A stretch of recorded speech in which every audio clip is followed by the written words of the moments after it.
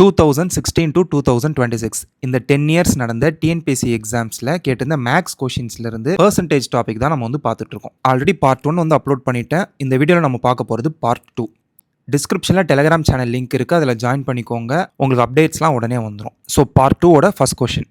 ஒரு மாணவர் 31% மதிப்பெண்களை பெற்று 12 மதிப்பெண்கள் குறைவாக பெற்றதால் தேர்வில் தேர்ச்சி பெறவில்லை.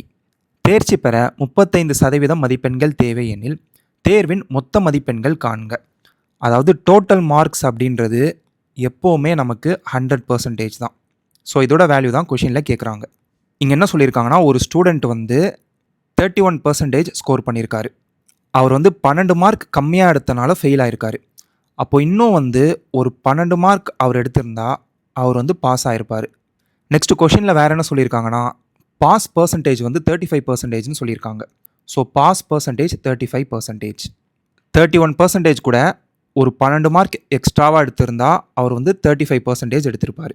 இதை நம்ம வேறு எப்படி சொல்லலாம்னா, 31% கூட இன்னும் ஒரு 4% அவர் எடுத்திருந்தா அவர் வந்து 35% எடுத்திருப்பார். ஸோ இந்த 4% தான் கொஷனில் இன்டைரக்டாக 12ன்னு கொடுத்துருக்காங்க. அப்போது 4%ஓட வேல்யூ தான் வந்து 12. ஸோ 100%ஓட வேல்யூ என்னன்னு நம்ம வந்து கண்டுபிடிக்கணும். ஸோ கிராஸ் மல்டிபிள் வந்து நீங்கள் கேன்சல் பண்ணியும் பண்ணலாம், இல்லைனா நான் பார்ட் 1ல் சொன்னால் அதே ட்ரிக்ஸை கூட ஃபாலோ பண்ணலாம். அதாவது எக்ஸோட வேல்யூ ஒய்யாக இருந்தால் இசட்டோட வேல்யூ என்னவாக இருக்கும்? இசட்டோட வேல்யூ வந்து Z into Y by X. இதுதான். இதை நீங்கள் கண்டுபிடிச்சிங்கன்னா இசட்டோட வேல்யூ கிடச்சிரும். அப்போ இந்த இடத்துல வந்து 100 இன்ட்டு 12/4. ஸோ 4 இன்ட்டு 3 வந்து 12. நமக்கு 3 இன்ட்டு 100 வந்து 300ன்னு வருது. அப்போது டோட்டல் மார்க் மொத்த மதிப்பெண்கள் 300. ஆன்சர் வந்து ஆப்ஷன் டி.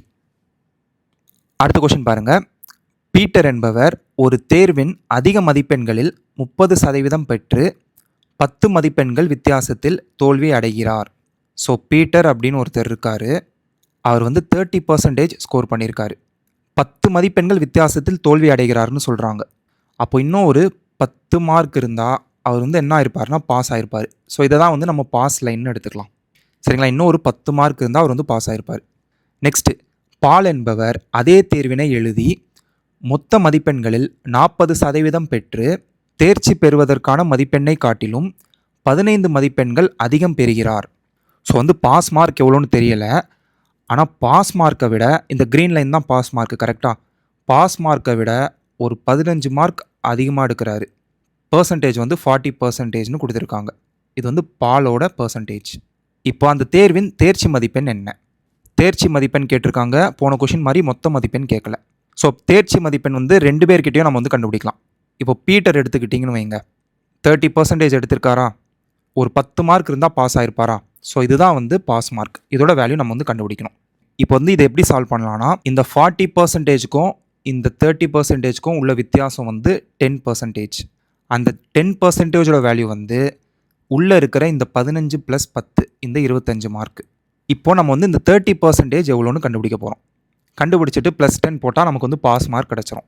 ஸோ 30% நமக்கு வேணும்னா 30% இன்ட்டு போன கொஷனில் சொன்ன மாதிரி 25/10%. அப்படியே இந்த பர்சன்டேஜ் கேன்சல் ஆகும், 0 கேன்சல் ஆகும். நமக்கு வந்து 3 × 25 75ன்னு கிடைக்கும். அப்போ இந்த 30%ஓட வேல்யூ வந்து 75. ஸோ பீட்டர் வந்து 75 மார்க் எடுத்திருக்காரு. இன்னும் ஒரு 10 மார்க் இருந்தால் பாஸ் ஆகிருப்பார். அப்போது பாஸ் மார்க் எவ்வளோன்னு பார்த்தீங்கன்னா 85. ஆன்சர் வந்து ஆப்ஷன் சி. இதே மாடலில் வேறு வேரியேஷன்ஸில் கொஷின்ஸ் இருக்குது. நான் வந்து உங்களுக்கு டாபிக் வைஸ் எடுக்கும்போது சொல்லித்தரேன். Next question. 8000ன் 25% மதிப்பின் 20% மதிப்பின் 10% என்பது என்ன? ஸோ ஆஃப் அப்படின்னு கொடுத்துருப்பாங்க, தமிழில் இன்னுன்னு கொடுத்துருப்பாங்க.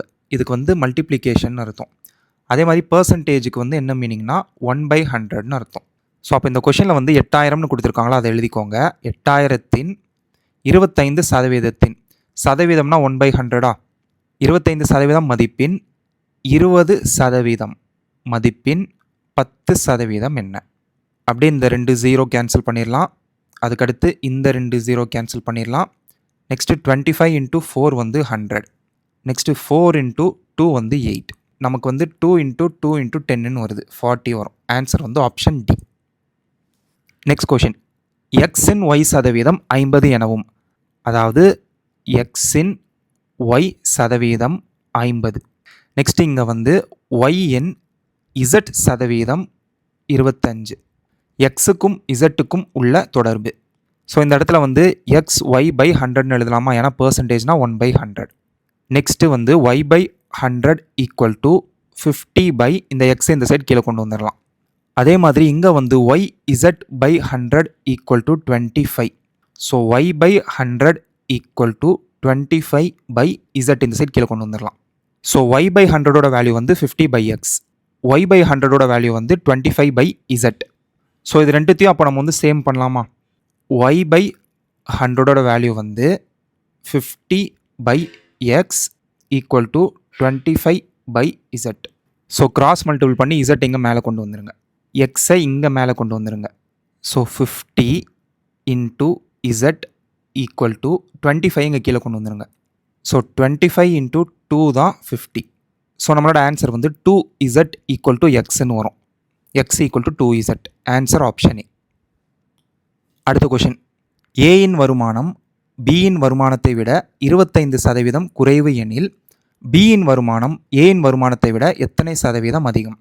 இதை வந்து 2 மெத்தடில் போடலாம். இதில் ஷார்ட்கட் வந்து ரொம்ப ஈஸியான மெத்தட். பட் ஃபஸ்ட்டு வந்து நான் நார்மல் மெத்தடே சொல்லித்தரேன். இங்கே வந்து ஏ இருக்குது, பி இருக்குது. ஏயின் வருமானம் பியின் வருமானத்தை விட 25% குறைவு. பியை வச்சு தான் கம்பேர் பண்ணுறாங்க. அப்போ பியை நீங்கள் 100ன்னு எடுத்தால் தான் இதை விட 25% குறைவு ஏவை நீங்கள் வந்து 75ன்னு எடுக்க முடியும். நெக்ஸ்ட்டு வந்து பியின் வருமானம் ஏயின் வருமானத்தை விட எத்தனை சதவீதம் அதிகம்னு கேட்குறாங்க. ஸோ யாரை கம்பேர் பண்ணுறாங்க? ஏவை தான் கம்பேர் பண்ணுறாங்க. யாரை கம்பேர் பண்ணுறாங்களோ அதை தான் வந்து நீங்கள் பேஸில் எடுக்கணும்.